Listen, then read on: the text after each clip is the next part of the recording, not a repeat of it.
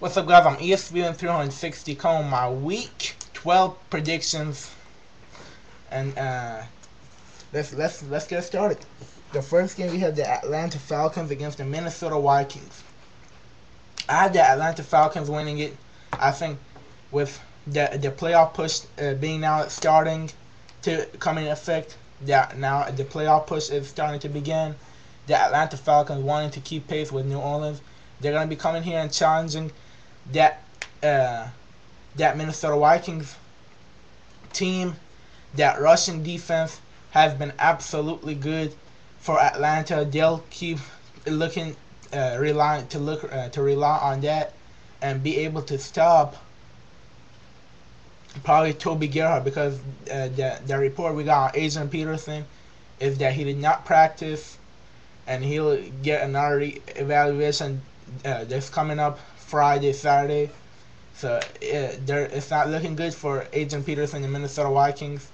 So expect Toby Gerhardt to get a load of the carries. I'm going Atlanta. I think they'll be able to stop that rushing attack. And without Adrian Peterson, Christian Ponder is gonna be struggling, and the Atlanta Falcons take this game and keep pace with New Orleans.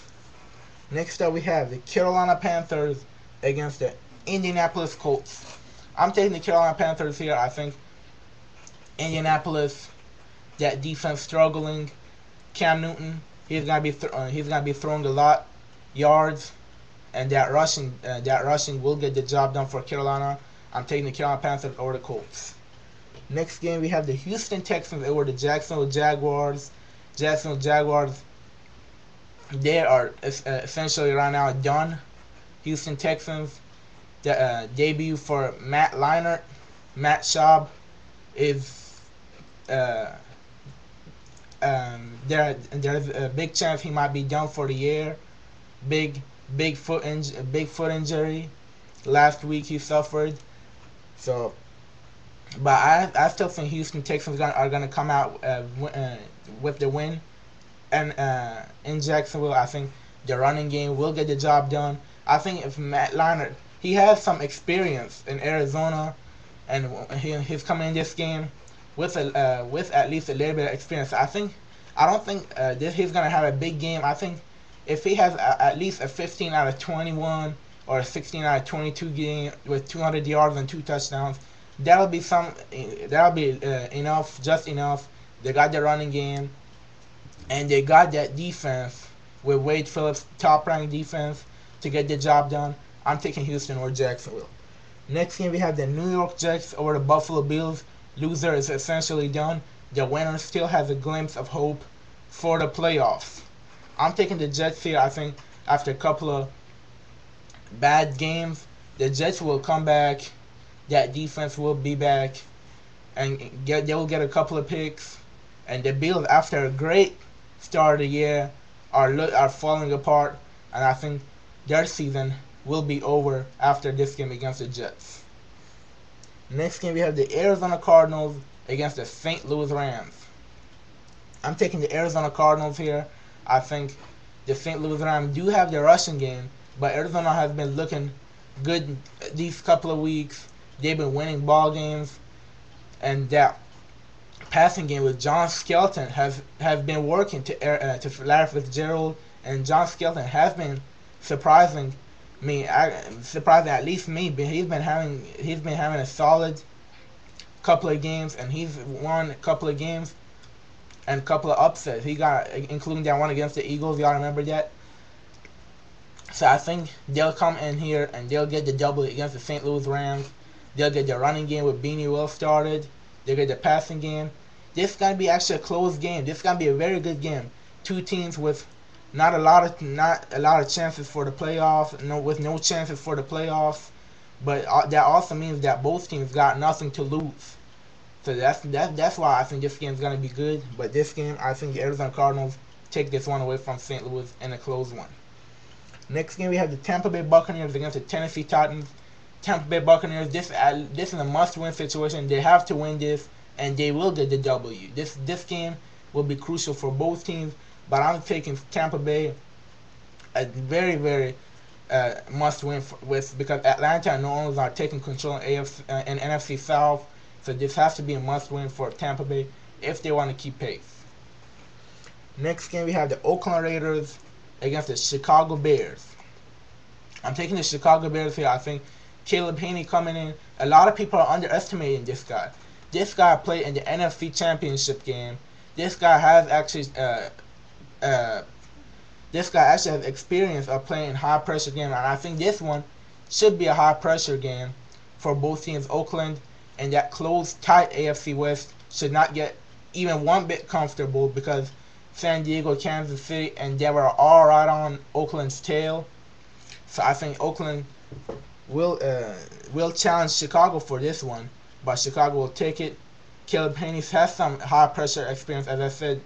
He played in the NFC Championship game, and for this game, if he has a solid day, they have Matt Forte. They got a great defense. I think have a solid day. Maybe again, just like Matt Leinart, he again 15 out of 20, 16 out of 21, and the Bears will have a legitimate chance to win this game against the Oakland Raiders. Next game we have the Washington Redskins taking on the Seattle Seahawks.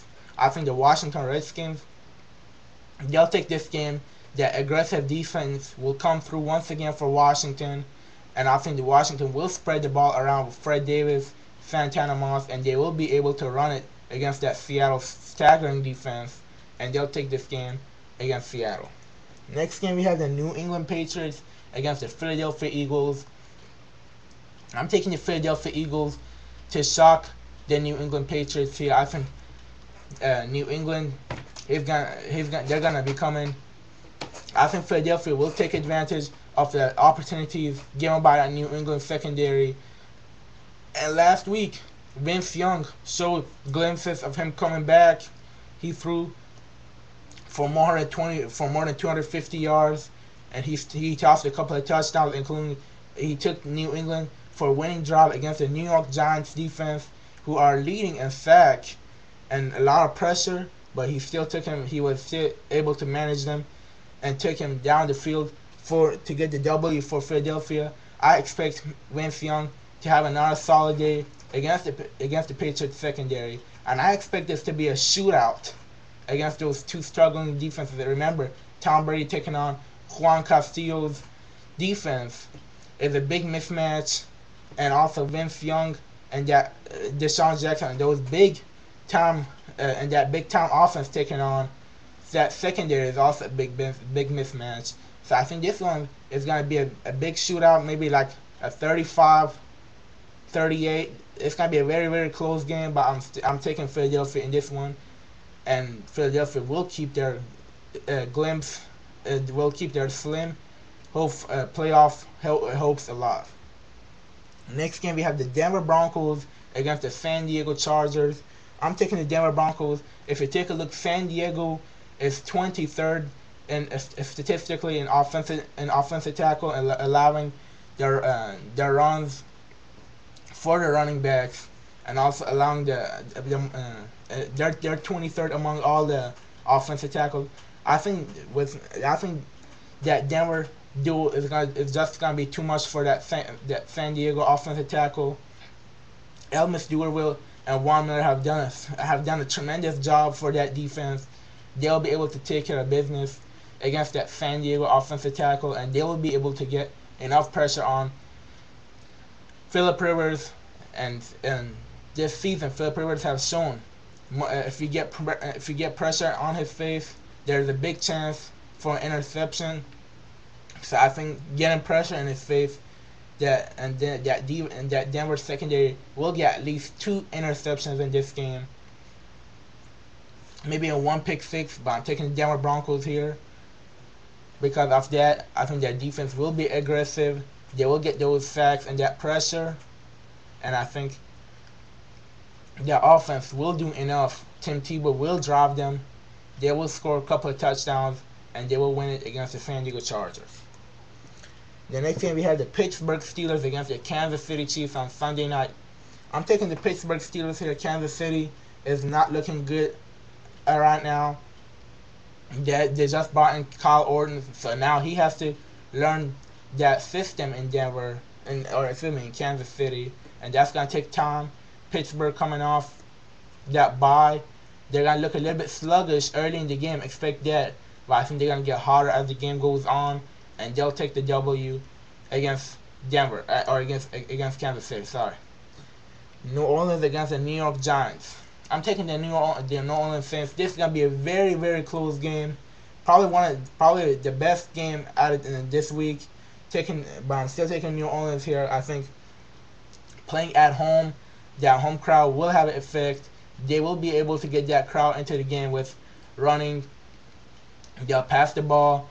Marquise Colston's gonna have a solid day. The New York Giants have a big they have a big chance. They're gonna have a lot of opportunities in this game. And if you remember, remember that defense, they have the ability to bring the rush as good as anyone in this league. They're the leading in the most sacks in the league. I think they'll bring the pressure, and I think they'll create a couple of turnovers. But New Orleans will be able to move down the ball and create some drives that will bring that crowd, and that crowd will have a lot of effect. They will be able to run the ball. Jimmy Graham and Marcus Colston, they're gonna have a solid day against the Giants secondary, and the Saints take this game in a very very tight battle against the Giants. Thank you for watching. And peace out.